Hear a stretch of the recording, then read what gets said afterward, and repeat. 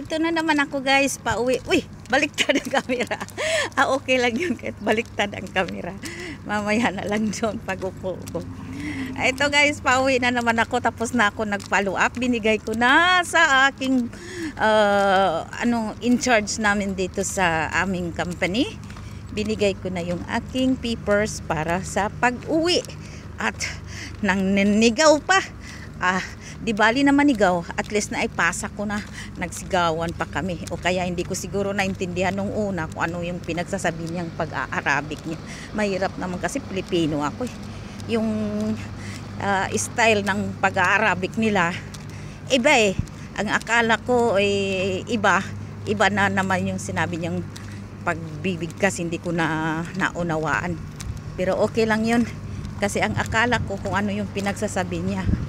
Siyempre hindi naman ako nagpapautang ng salita. Kung pinagsabihan ka, adi sagutin mo. Ganun lang naman talaga ang buhay, ang pagtsatsaga.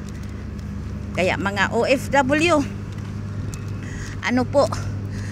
mag-iipon po tayo. At pagkatapos ng ipon, habang nag-iipon tayo sa ating account sa bangko, umpisahan din natin ang pag-aaral. Makikinig kayo sa mga yung mga business man successful in YouTube. Nag-i-explain sila kung paano ang mga strategy, paano lahat-lahat ang mga strategy pag-start ng negosyo. Hindi yung bira ka ng bira. Dapat pag-aralan nating mabuti. Kamukha ng si Boss Chinkitan. Maganda yung mga detalye niya at marami akong natutunan. Bago lang ako nag-followers sa kanya, pero maganda po. Gusto ko po sana mag-enroll sa kanya, pero hindi ko alam kung paano ako magbabayad. Kasi ito, nagfa-follow pa lang ako, pero marami na po akong natutunan. Ang pag-iipon at proteksyonan daw yung pira. Kaya ganon. Kaya ito, nag-uumpisa na lang po ako. Nag-uumpisa pa lang. Hindi pa man huli. Kasi kaya pa eh. Kaya pa ng katawan natin maghanap buhay yung ating money machine. Yung ating katawan. Kaya first, alagaan mo natin ang una, ang pangangatawan. Kasi kung hindi naman tayo healthy, paano man tayo mag-uumpisa ng ating pangarap? Unang-una po yung ating health. Sunod, pagkatapos ng health ay ang ating pag-aaralan, yung i-invest natin yung ating sarili. Kaya mga OFW, pag-aaralan po natin kasi hindi po basta-basta tira ng tira. Kamukha ng bilang diet sa bahay, di ba? Unang-una, hindi pa natin alam ang mga ugali ng ating mga amo, lalo na yung babae, yung madam. Kailangan pag-aralan mo kung ano ang kanyang ugali at ano ang kanyang kahinaan. Ganon din sa ating future. Lahat naman ng bagay ay may kanya-kanyang formula. Pero sa lahat ng aspect ng buhay, ang formula ay iisa. Tiyaga, hindi lang basta tiyaga, hindi lang basta sipag.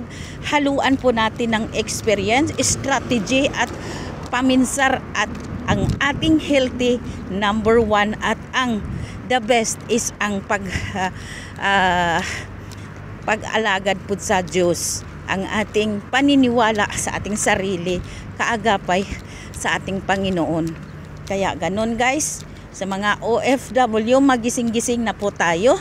Yung ating pag-iipon, paghihirap dito sa Arab countries, hindi po lahat nating sweldo ubusin sa pagpadala. Kailangan hati-hati po. At huwag nyong ugaliin na mas malaki ang expenses or mas malaki ang ipadala kaysa nasi-save nyo. Depende siguro sa inyong diskarte kung anong klaseng diskarte mayroon kayo. Sa akin lang, ugaliin yung mag-save sa sarili dahil pag ang money machine nyo ay babagsak, yung pinadalhan nyo po ay hindi yun masusuklian na sila din ang magsusuporta sa iyo. Ikaw mismo ang driver ng buhay mo. Kaya isa sa isip natin na kailangan ang ating sarili. Hindi naman sa makasarili na kung makasarili. Pero kailangan unawain natin ang ating sarili. Pag-aralan kung saan ba tayo nababagay, mag-iipon para sa ating future. Okay? Maraming salamat at hanggang dito na.